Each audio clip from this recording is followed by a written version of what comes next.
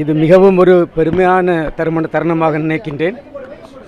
இந்த விருது எனக்கு வழங்கியதற்கு மாண்புமிகு தமிழக முதல்வர் அவர்களுக்கும் தமிழ்நாடு அரசுக்கும் என்னுடைய சார்பிலும் இந்திய விண்வெளித்துறையின் சார்பிலும் நன்றியை தெரிவித்துக் கொள்கின்றேன்.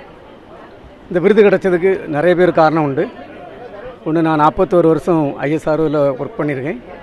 இந்த 41 வருஷம் ஒர்க் பண்ணிவிட்டு இப்போ என்ன செயலாளராட்டு பணிபுரிய வைத்த பாரத பிரதமர் மாண்புமிகு நரேந்திர மோடிஜி அவர்களுக்கும் இந்த விருதை வழங்கி கௌரவித்த தமிழக முதல்வர் அவர்களுக்கும் இந்த விருது கிடைக்கிறதுக்கு எனக்கு உதவியாட்டு இருந்த 20,000 இந்திய விண்வெளியில் பணிபுரிகின்ற என்னுடைய நண்பர்களுக்கும் என்னுடைய குடும்பத்தினருக்கும் என்னுடைய ஆசிரியர் பெருமக்களுக்கும் என்னை படிக்க வைத்த என்னுடைய தாய் தந்தையருக்கும் இந்த தருணத்தில் நன்றியை தெரிவித்துக் கொள்கின்றேன்.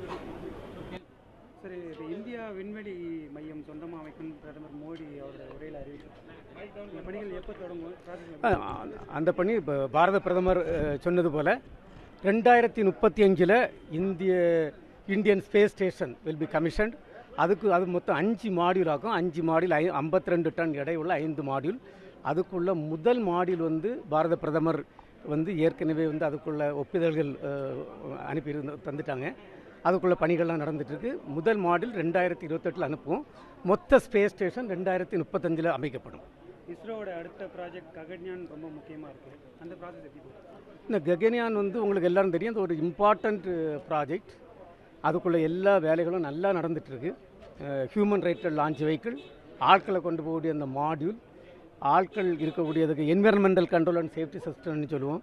ஏன்னா ஆட்களுக்கு போனோன்னா temperature, pressure, oxygen content, carbon di oxide எல்லாம் கரெக்டாக மெயின்டைன் பண்ணணும். ரிலேட்டிவ் ஹியூமிடிட்டி அதுக்குள்ள வேலைகள்லாம் ஆல்மோஸ்ட் முடிஞ்சாச்சு.